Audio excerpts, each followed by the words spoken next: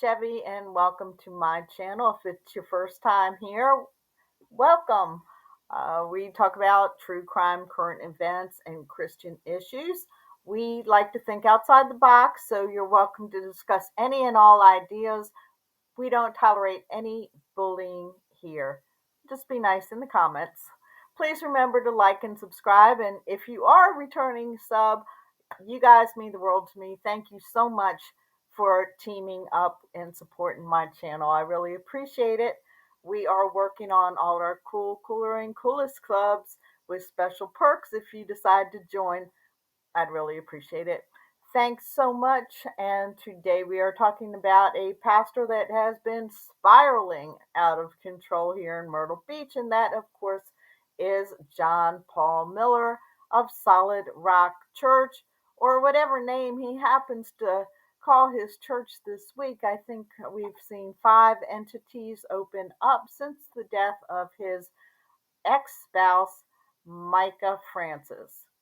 That happened almost a year ago. It was April 27th, 2024. What really brought the attention to the case was not so much her death, but the announcement of her death by her pastor spouse, announcing it like it was a picnic or, a matter of no consequence, trying to control then his congregation by saying, don't discuss this inside the church walls, basically wanting the issue to just go away. He thought just a couple weeks it'll blow over, and here we are a year later. And what's really turned into madness, I think, is his attempt to misuse the justice system against protesters and other supporters of Micah. So let's take a look at this. Since her death, which has gained national attention, John Paul Miller has been accused of abusing his wife and contributing to her death. He has denied the allegations. John Paul Miller has been criticized for announcing Micah Miller's death to the congregation at the end of his sermon on April 28, 2024. He stopped preaching after that service. Miller said he began preaching again about the beginning of 2025, although he hasn't always had a place to do so. He's taken the congregation to unconventional spaces for Sunday service, such as a gym and an empty store, before returning to the cleared-out Market Common Church, various sources said. Mercy Church appears to be a new iteration of the now closed Solid Rock Church, with the name appearing as the only notable difference between the two. I spent 2024 giving mercy to everyone who slandered me, abused me, defamed me, and invaded my privacy. I gave so much mercy that I helped start a new church called Mercy Church, John Paul Miller told the Sun News over text. But in 2025, God spoke to me and told me to give the mob what they want. They never asked for mercy, they demanded justice. So in 2025, I'll be pursuing justice. To make his point. Therefore, if you disagree with him or if you have another point, you're not against him, you're against God.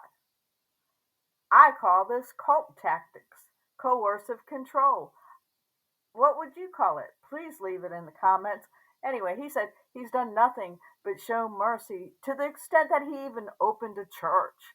Guess what he called it? Mercy. But 2025, God spoke to him and said, the mob, meaning me, other content creators, Micah's family, Micah's friends, beloved children of God in churches and institutions all over the whole world. We're all the mob. But God told him, the mob has not asked for mercy.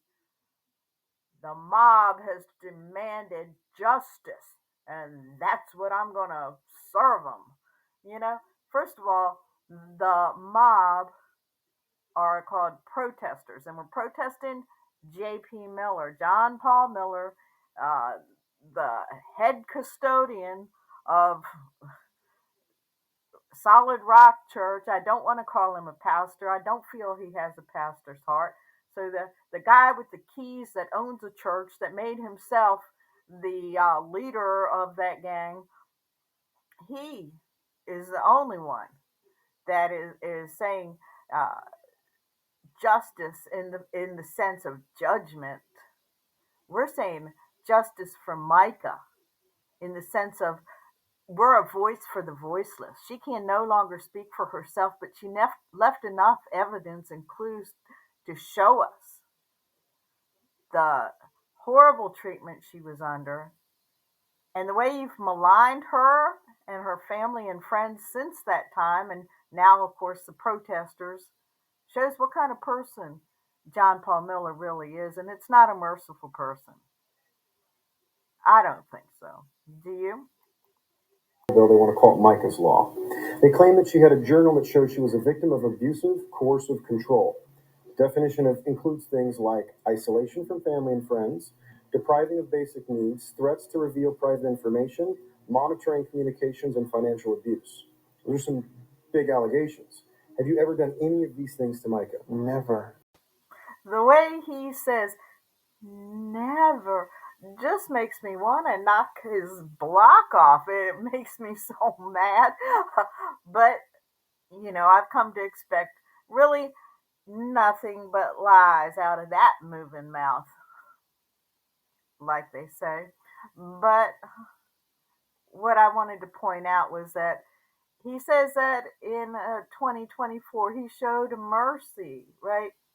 When I see the facts of the matter belie his statement, we see that from the very beginning he planned and plotted against the protesters. I can prove my point, so let me just do so. Part of it is I finally got the approval of my attorneys to do so. They, the ones working on the defamation cases, they said it's easier to win a defamation case the more that people talk, and so they've been collecting a lot of evidence over the past while, and also I think that now that some of the emotion has died down in the world, and with people that are led by their feelings, I think now they deserve to hear some logic and some truth. I really think it's evident that right from the beginning, as soon as there was a pushback against him, John Paul and his little greedy paws were just after that cash, as usual. And we see that in other lawsuits that he's filed. So let's take a look here. Is suing a paralegal for $6 million. In the lawsuit filed in Horry County Common Pleas Monday, the Solid Rock Church pastor alleges Melissa Mancari slandered him on TikTok and YouTube. It claims on 3 separate occasions Mancari made social media appearances for the sole purpose of defaming and destroying Miller's reputation.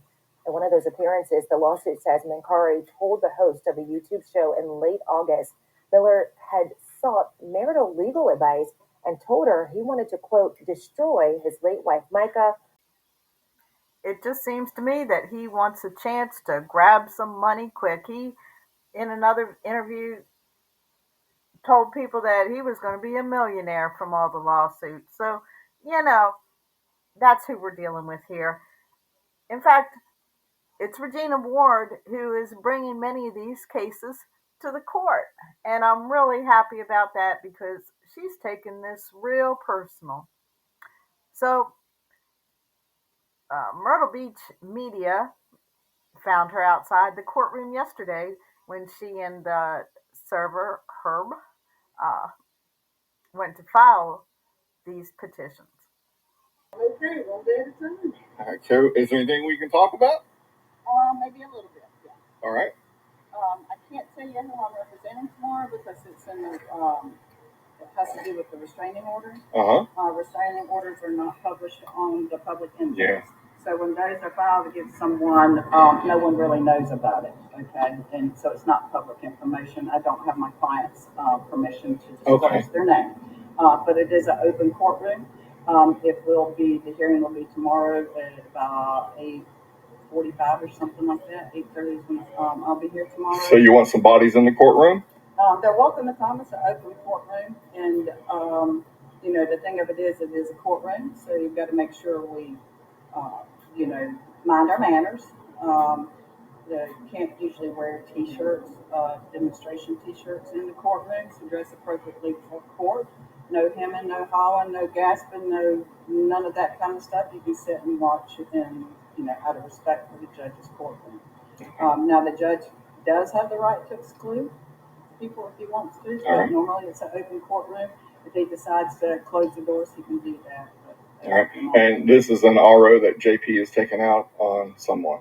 It is. It's a restraining order that he's filed against a particular person. And I'm ready to go for our defense tomorrow, and looking forward to round one on restraining orders. All right. So be here about 8:30 tomorrow. Yep, I'll be here about 8:30 in the morning.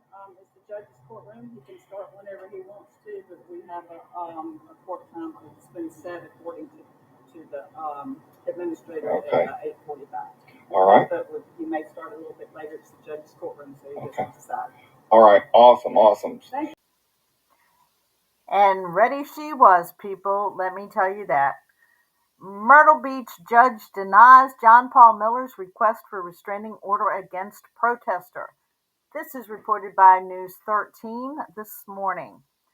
Myrtle Beach, South Carolina, WBTW, a Myrtle Beach judge on Wednesday denied Pastor John Paul Miller's request for a restraining order against a woman he claimed has been harassing and stalking him in recent months.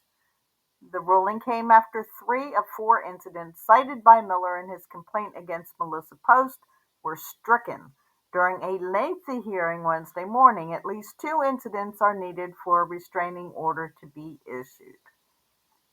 Demonstrators with the Justice for Micah movement have targeted Miller and his Solid Rock ministry since his wife, Micah's, death in April at the Lumber River State Park in Robeson County.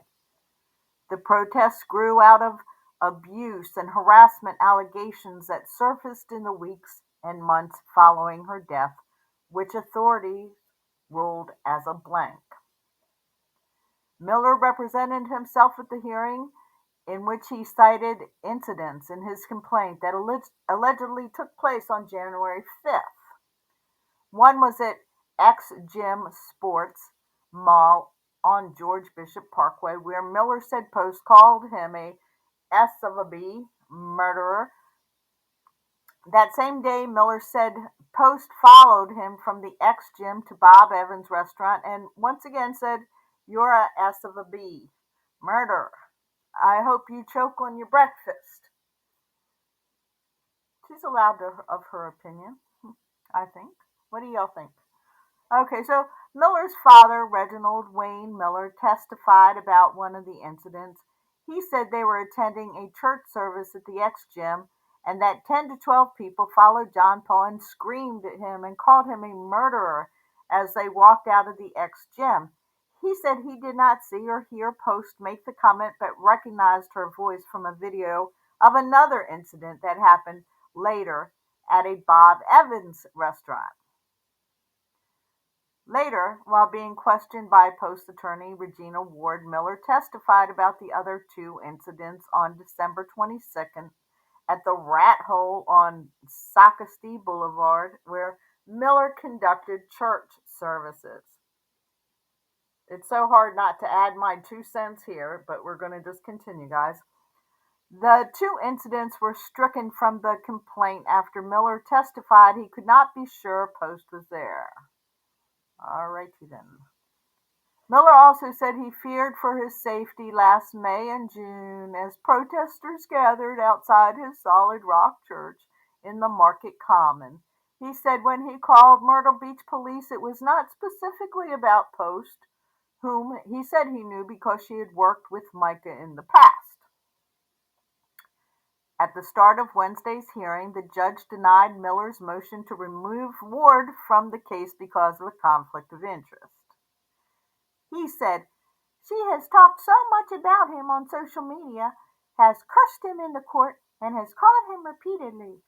He argued that Ward could be heard on a TikTok video outside the magistrate's office on Tuesday, telling people about the hearing and inviting them and telling them to attend. He also provided 2 other videos of interviews Ward did with the media, including one with a News 13 reporter.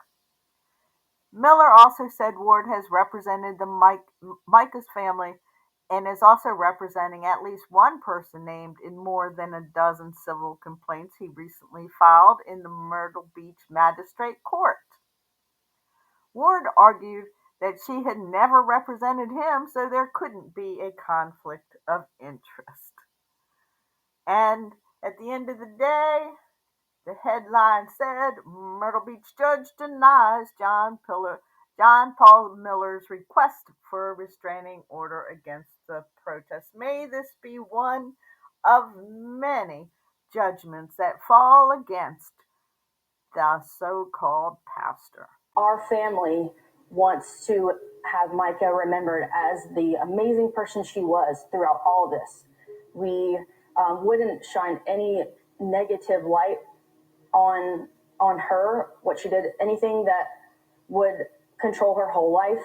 We would never even want to speak negatively about John Paul either, because that's not what Christians do either. We let, like, God can take control of the situation.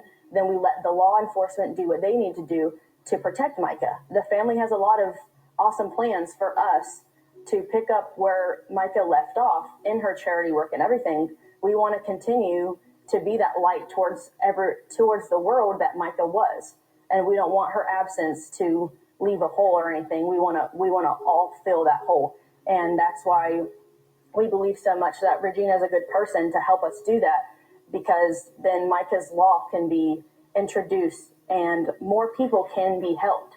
As much as John Paul thinks he's one of a kind person, there's tons of men like him and there's tons of females like him.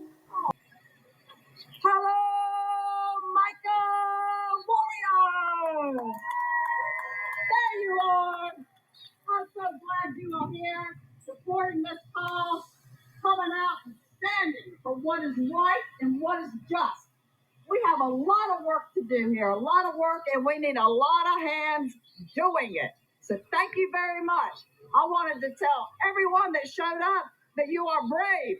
You are showing your face associated with this insidious abuse that happens behind closed doors.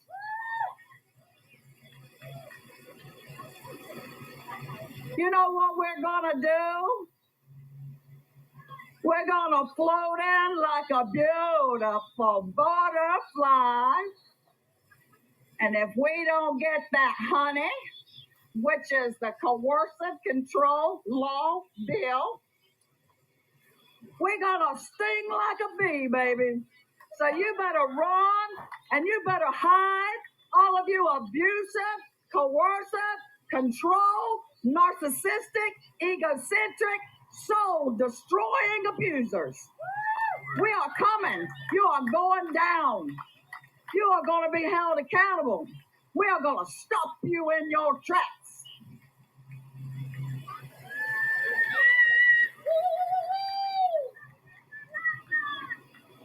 Justice for Micah means justice for everyone that has lived in her situation, that needs a hand up to get out, who needs a law to kick that door open so they can escape, so they can get out of there.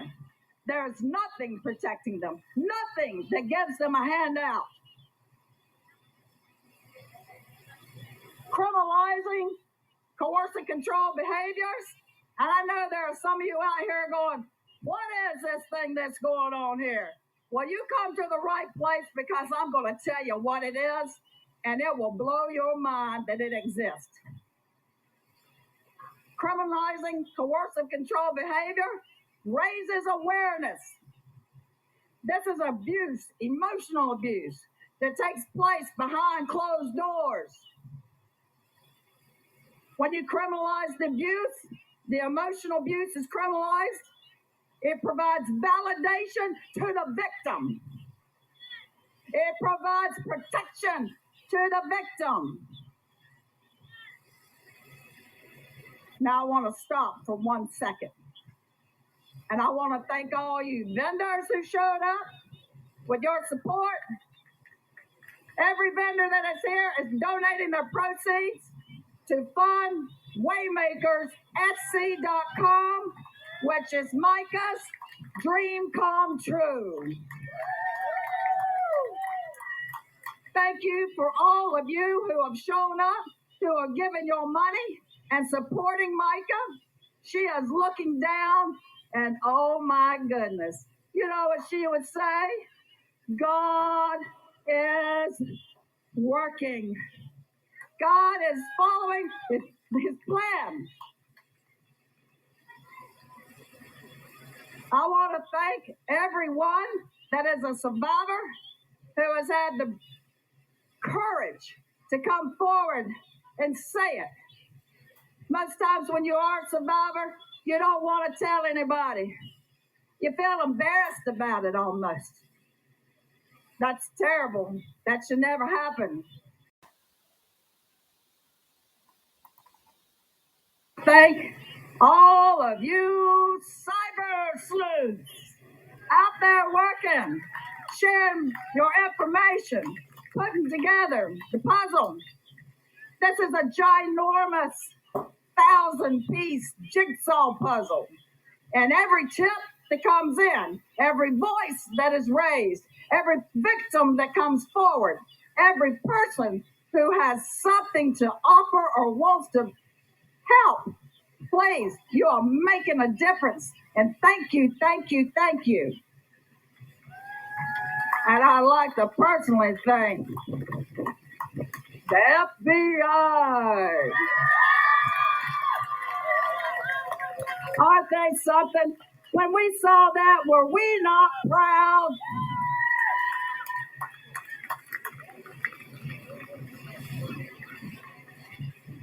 There is a beautiful woman. I hope that she is standing near. Abby. Where's our Abby? I got Larry. Abby Francis is Micah's baby sister. And you know what baby sister did? This. Give her a big hand.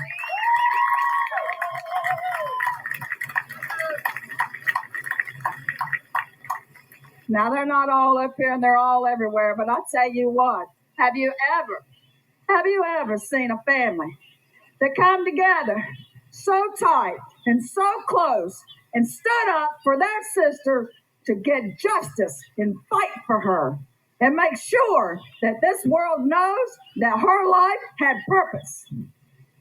Now, we all miss her, but Lord knows, is she not talking loud now?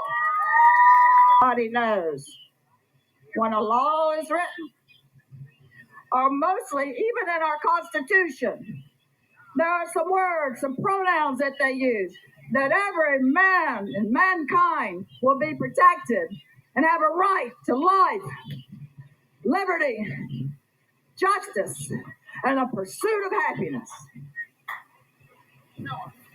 I'm a little confused. When we say the pronouns, he is protected and all men are created equal, I'm totally confused because the last time I looked at the words,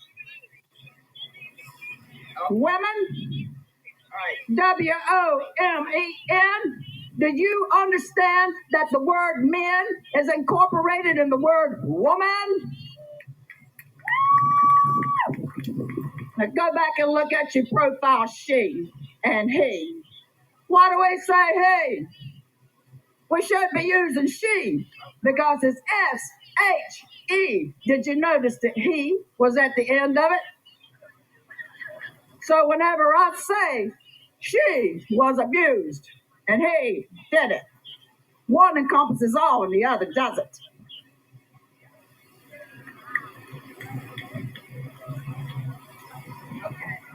Coercive control. It refers to a pattern of behavior used by one person to dominate, manipulate, intimidate, threats of humiliation, emotional abuse, and isolation. It is an assault with the intent to harm, punish, frighten the victim through fraudulent misrepresentations.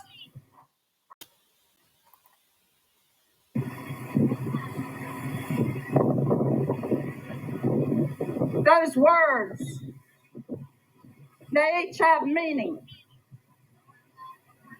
but they don't really tell you what goes on.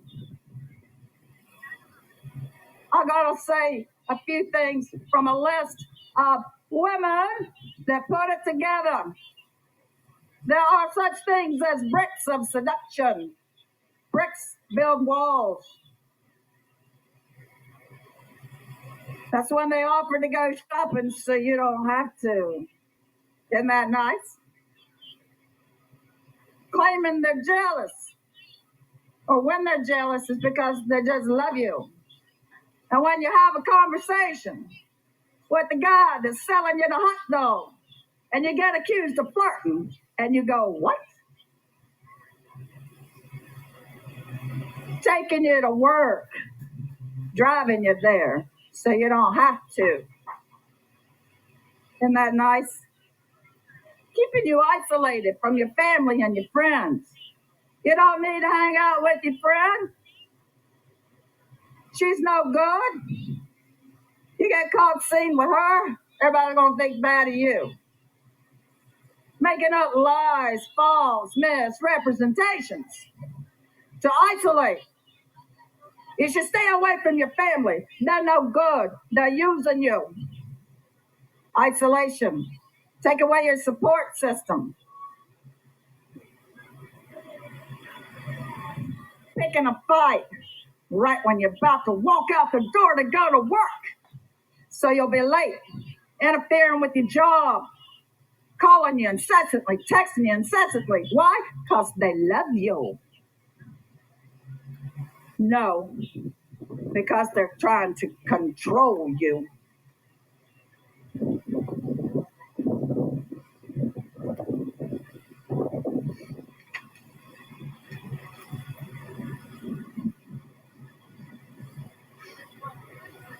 Coming and tell you lies about what other people are saying about you. Not happening. What happens is if you're not the one that's being victimized, it's hard to see how this can be a crime. Psychological warfare has been used as a military tactic for centuries because it works. It tears down the person that's being executed on. And it happens day by day, little by little, until at one moment when the victim, when she looks up and says all of a sudden to herself, why do I feel so depressed? Why do I feel like a failure? I thought I was a good person. Because it was planted there. It's all a lie. It's all a lie. It's all a lie. It becomes psychologically exhausting to keep ahead of this, to avoid this. You find yourself tiptoeing, ducking so that you don't get anything started. Pay attention, ladies. If you're living in this kind of environment, you need to get out. You need to tell. We got a lot of supporters here, which we need to give a shout out to all those protesters.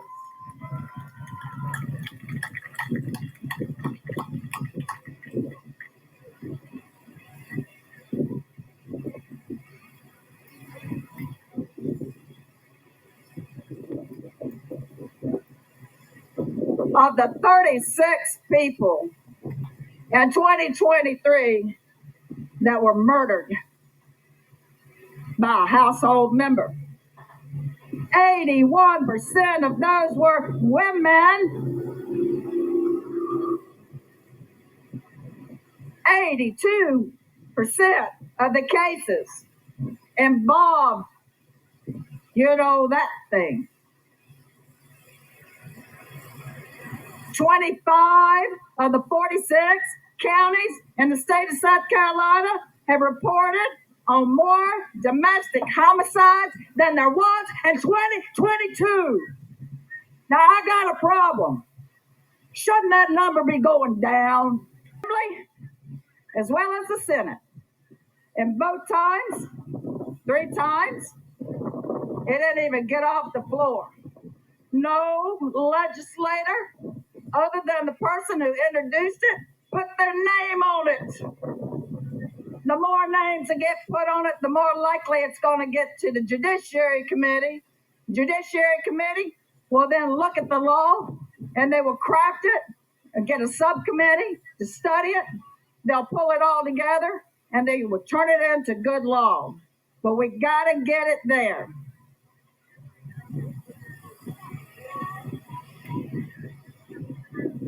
There are other states. This is not a totally novel idea, people. Connecticut has the most comprehensive coercive control law bill there is. Legislative General Assembly might want to take a look at it. Massachusetts, Oklahoma, California, Hawaii, and the country of New South Wales, Scotland, and if I'm not mistaken, Australia, and not South Carolina.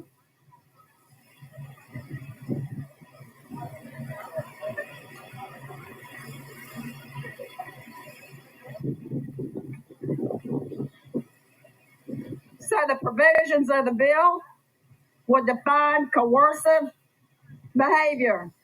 It has to have a definition so the police officers can recognize it when they come across it. It needs to list out the types of controlling behavior. It needs to have penalties.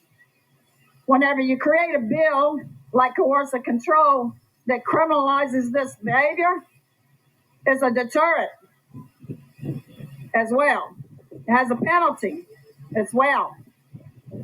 Because it would be a crime and because it takes the totality of the circumstances, everything put together, all of the things put together, because remember, one of those in and of itself does not rise to the level of coercive control. You got to group them up. When you group them up and it's part of the law, then the officer can go to the magistrate and give those details. And then the magistrate can issue a warrant for his arrest.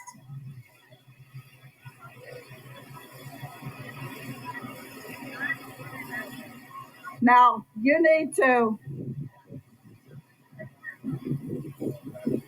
hold on a minute. Anybody watch that boxing match last night? I like what Paul said. The truth is rising. And that's happening here too. Now we need your help. The law that was originally drafted is not complete. It's got some good bones to it. It needs some work.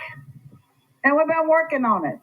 I personally have thought of the idea that there should be another law that may not be criminal, but we put it in the family court law statutes where it defines and says redefines abuse is also including emotional abuse.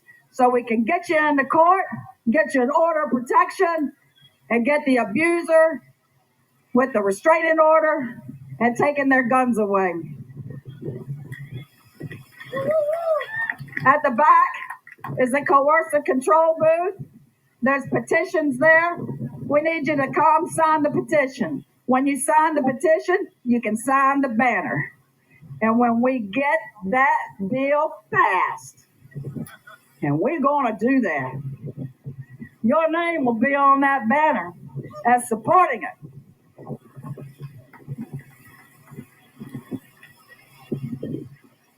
You can also go back there and you will find that I have made it very easy for you to send letters to your legislators.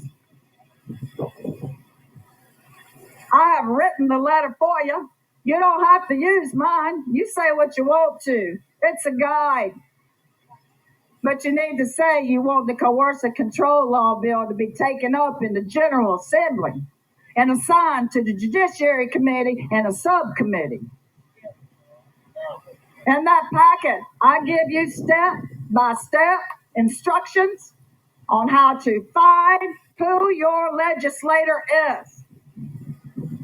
That's the one in the Senate and the one in the House. And don't forget to find everyone that is on the Judiciary Committee. They may not be in your district, but they're on that committee that matters. Go to the back, that coercive control law bill booth back there, pick up your instructions.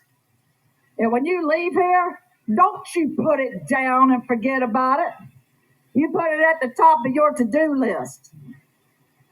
In fact, right now, you can take out your cell phones and you can go to that website. As easy as that.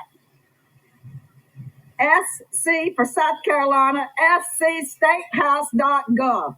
Find your legislator. Let them know that you are fired up.